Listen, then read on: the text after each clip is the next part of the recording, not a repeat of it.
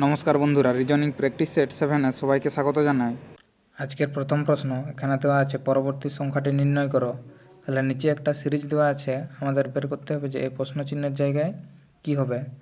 তাহলে আমরা প্রথমে করব যে এই 12 এবং 17 এদের মধ্যে ডিফারেন্স দেখব কত আছে। তাহলে এখানে ডিফারেন্স 5 আছে। 17 থেকে 24 এখানে ডিফারেন্স কত আছে, এখানে 7 আছে। এবং 24 থেকে 33 এদের মধ্যে ডিফারেন্স আছে 9-এর। এবং 33 থেকে 44 এদের মধ্যে ডিফারেন্স আছে 11। তাহলে এখানে দেখতে পাচ্ছি যে প্রত্যেকটি ক্ষেত্রে ডিফারেন্স 2 করে আছে। তাহলে আমরা আগের সংখ্যাটি পাওয়ার জন্য এখানেও 2 যোগ করতে হবে। তাহলে 11-এর সঙ্গে যদি 2 যোগ করি তাহলে এখানে 13 পাবো। তাহলে এই 13 সংখ্যাটি হচ্ছে এই 44 এবং এই প্রশ্ন চিহ্নটি যেটি আছে, যে সংখ্যাটি হবে তার মধ্যে ডিফারেন্স আছে।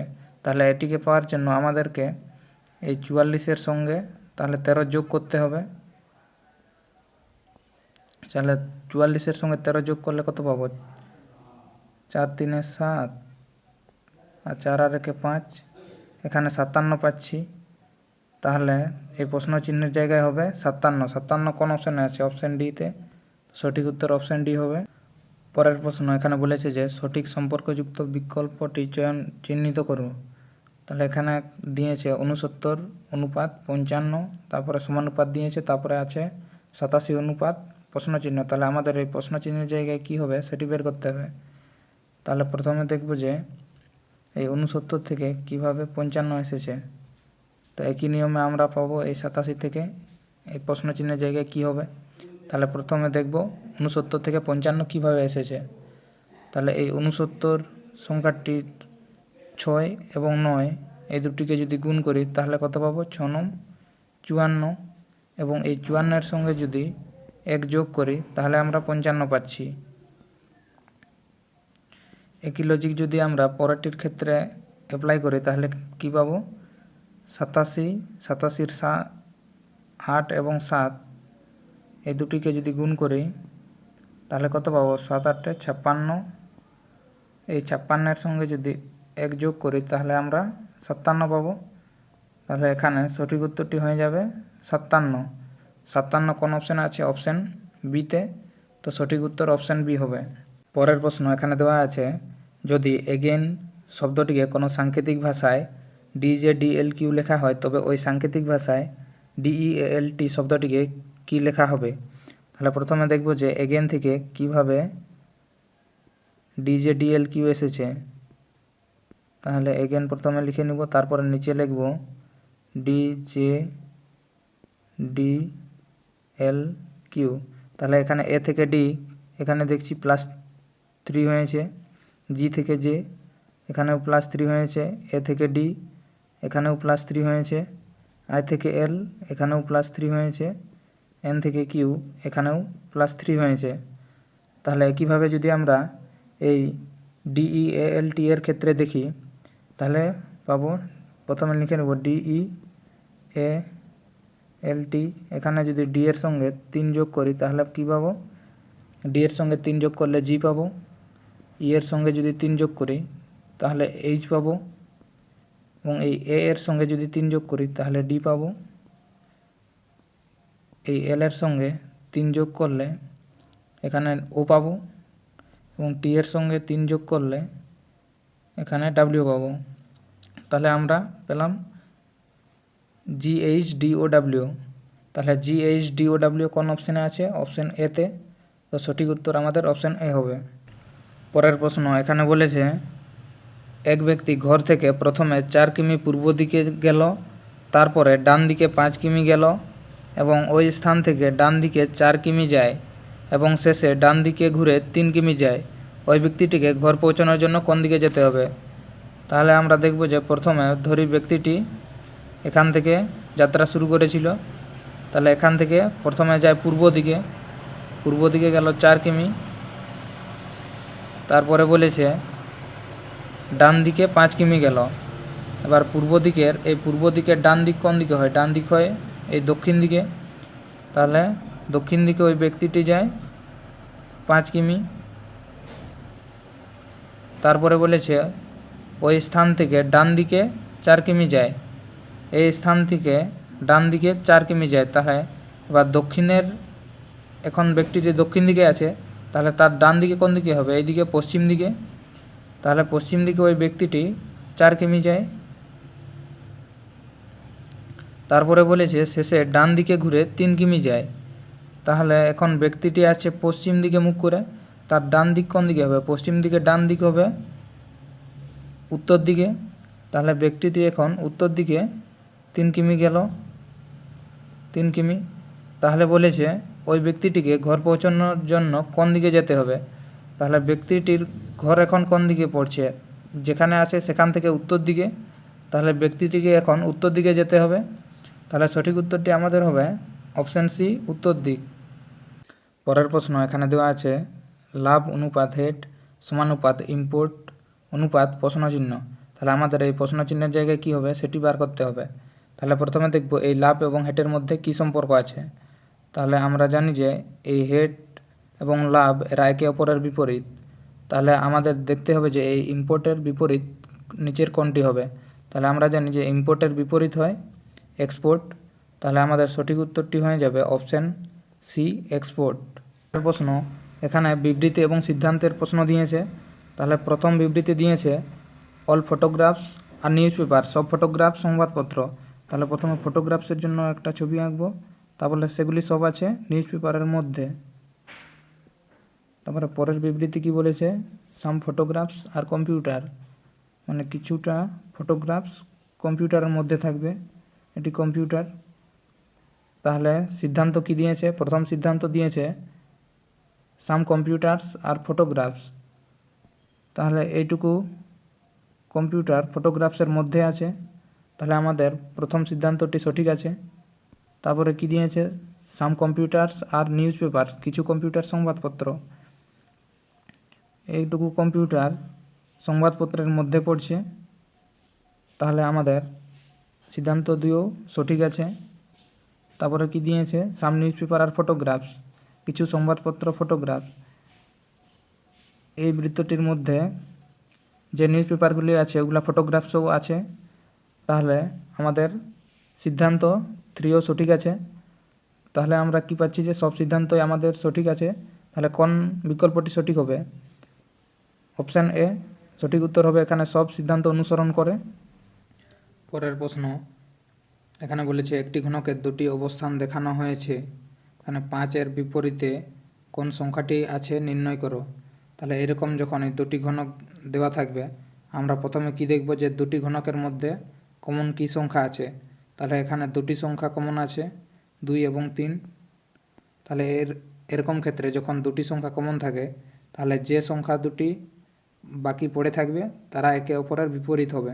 তাহলে এক্ষেত্রে 5-এর বিপরীতে কে হবে? 5-এর বিপরীতে হবে 6 হবে। তাহলে আমাদের সঠিক উত্তরটি হবে অপশান ডি, 6।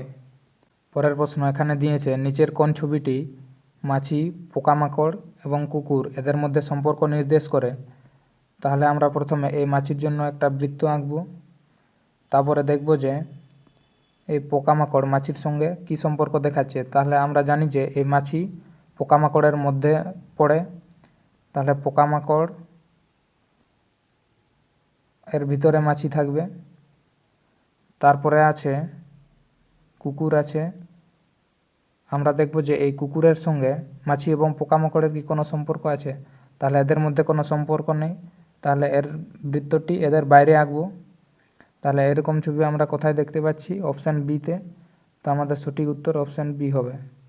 পরের প্রশ্ন এখানে দেওয়া আছে নিচের শব্দগুলিকে একটি অর্থপূর্ণ ক্রমানুসারে সাজান। প্রথমে আছে প্রিন্টার, প্রকাশক, তারপরে আছে লেখক, তারপরে সম্পাদক, তারপরে বিক্রেতা।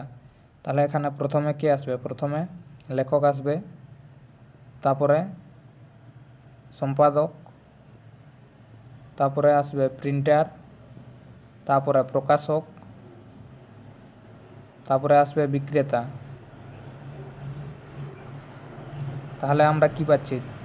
3, 4, 1, 2, 5। 3, 4, 1, 2, 5 কোন অপশানে আছে? অপশান বিতে। আমাদের সঠিক উত্তর তাহলে অপশান বি হবে। পরের প্রশ্ন এখানে দেওয়া আছে প্রশ্নবোধক স্থানে কি বসবে। তাহলে এই প্রশ্ন চিহ্নের জায়গায় কী হবে সেটি বের করতে হবে। তাহলে আমরা প্রথমে দেখব যে এই 16 এবং 9 কিভাবে এসেছে। তাহলে প্রথমে যদি এইটার ক্ষেত্রে দেখি তাহলে এই 4 হয় 2 স্কোয়ার, এই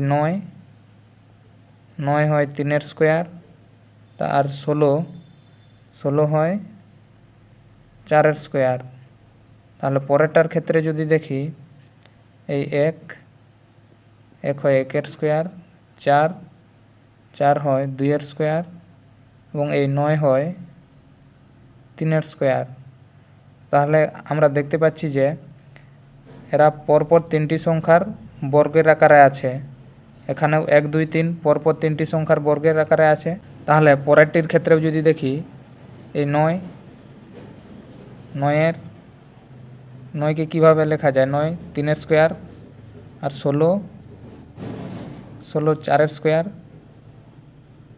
তাহলে এখন 4-এর পরের সংখ্যাটির স্কোয়ার এখানে আসবে। তাহলে 4-এর পরে কী আছে, 4-এর পরে 5, তাহলে 5 স্কোয়ার কী হবে 25। তাহলে আমাদের সঠিক উত্তর হবে 25 আমাদের অপশান ডিতে আছে, তো অপশান ডি আমাদের সঠিক উত্তর হবে। পরের প্রশ্ন এখানে বলেছে 39 জন ছাত্রের শ্রেণীতে সুরেশ অশোকের থেকে 7 নম্বর আগে আছে। অশোকের স্থান শেষ থেকে 17তম হলে শুরু থেকে সুরেশের স্থান কত।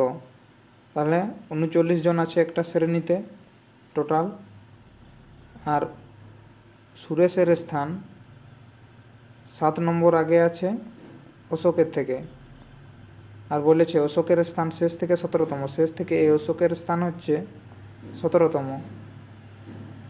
তাহলে এই শেষ থেকে সুরেশের স্থান কত হবে, এই 17 আর 7 যদি যোগ করি তাহলে আমরা পাবো সুরেশের স্থান শেষ থেকে, তাহলে 24 পাচ্ছি শেষ থেকে সুরেশের স্থান। তাহলে শুরু থেকে সুরেশের স্থান পাওয়ার জন্য আমাদের কি করতে হবে, এই টোটাল যে আছে 39 জন, এই 39 থেকে শেষ দিক থেকে তার যত স্থান আছে সেটি বিয়োগ করব। তাহলে বিয়োগ করলে পাবো 15 এবং 1 যোগ করতে হবে, তাহলে 16 হবে। 1 যোগ করা হলো কারণ এদিক থেকে শেষ দিক থেকে সুরেশের স্থান 24 পাচ্ছি। তাহলে এই 24 যখনই বিয়োগ করব তাহলে সুরেশের স্থানটা বিয়োগ করা হয়ে যাচ্ছে। তাহলে সুরেশের স্থান যদি বিয়োগ করি তাহলে সুরেশের আগে যে আছে তার স্থানটি আমরা পাবো 24 বিয়োগ করলে। তাহলে সুরেশের স্থান পাওয়ার জন্য আমাদের আরও এই 1 যোগ করতে হবে, তো আমরা 16 পাচ্ছি। তো আমাদের সঠিক উত্তরটি হয়ে যাবে অপশান বি 16। পরের প্রশ্ন এখানে বলেছে প্রদত্ত অক্ষর সিরিজের ফাঁকে ক্রমানুসারে স্থাপন করা হলে অক্ষরের কোন সেটটি সম্পূর্ণ হবে। তাহলে এরকম সিরিজের ক্ষেত্রে প্রথমে গুনে নিতে হবে যে কটি অক্ষর এবং কটি ফাঁকা ঘর আছে। তাহলে এখানে আছে 1 2 3 4 5 6 7 8 9 10 11 12, এখানে টোটাল 12টি আছে।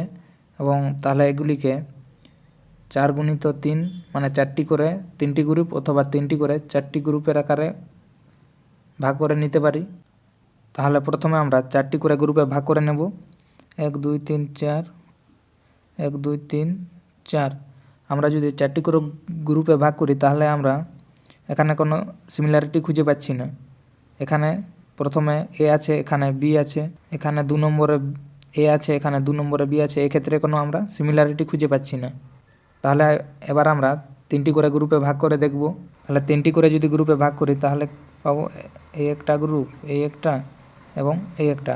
এক্ষেত্রে আমরা দেখতে পাচ্ছি যে এই প্রথম গ্রুপ এবং এই 3 নম্বর গ্রুপ এদের মধ্যে সিমিলারিটি পাচ্ছি। তাহলে এর ক্ষেত্রে শেষে এ আছে, এখানেও এ আছে, তাহলে এর ক্ষেত্রে প্রথমে এ আছে, তাহলে এখানেও আমরা এ দিব। তারপরে মাঝে এখানে এ আছে, এখানেও মাঝখানে তাহলে আমরা এ বসাবো। এবং এই 2 নম্বর এবং এই শেষের গ্রুপটির ক্ষেত্রে এখানে আমরা পাচ্ছি যে এখানে প্রথমে বি আছে, এখানেও বি আছে, তারপরে এখানে বি আছে, তাহলে এখানেও আমরা বি বসাবো। এবং শেষেরটির ক্ষেত্রে শেষে বি আছে, তাহলে এই 2 নম্বরের শেষেও আমরা বি বসাবো। তাহলে আমরা কি পেলাম, এ বি, এখানের এ এবং এ বি, তাহলে আমরা পেলাম এ বি। তাহলে এ বি কোন অপশানে আছে, অপশান বিতে। আমাদের সঠিক উত্তর অপশান বি হবে।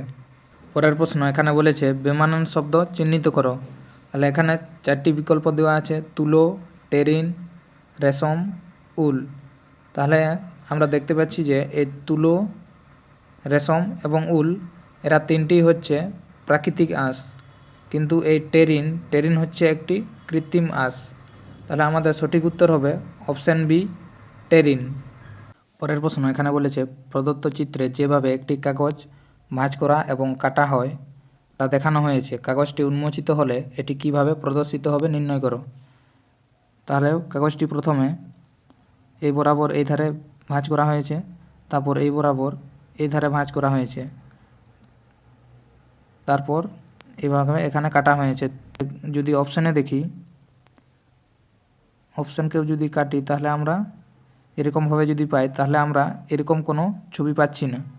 তাহলে আমাদের অপশান এ সঠিক নয়। তাহলে অপশান বিকেও যদি এইভাবে কাটি, এক্ষেত্রেও আমরা এরকম কোনো পাচ্ছি না। তাহলে অপশান বিও সঠিক নয়। অপশান 3ও যদি এইভাবে কাটি, এক্ষেত্রেও আমরা মাঝখানে কাটা পাচ্ছি, কিন্তু এখানে মাঝখানে কোনো কাটা নাই, তো আমাদের অপশান সিও হবে না। তাহলে অপশান ডি যদি দেখি,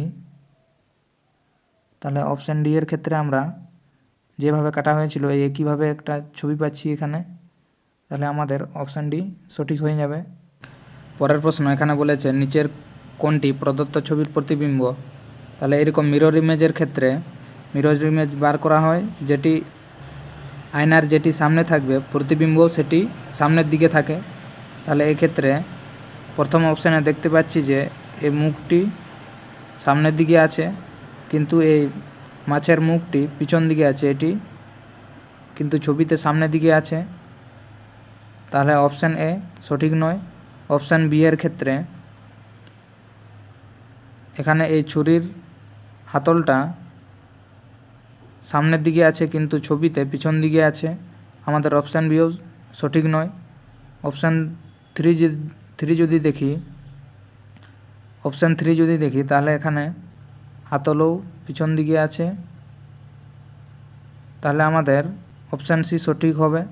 ভিডিওটি শেষ পর্যন্ত দেখার জন্য ধন্যবাদ। ভিডিওটি ভালো লেগে থাকলে লাইক করুন, শেয়ার করুন এবং চ্যানেলে নতুন হয়ে থাকলে চ্যানেলটিকে সাবস্ক্রাইব করে আমাদের সঙ্গে থাকুন।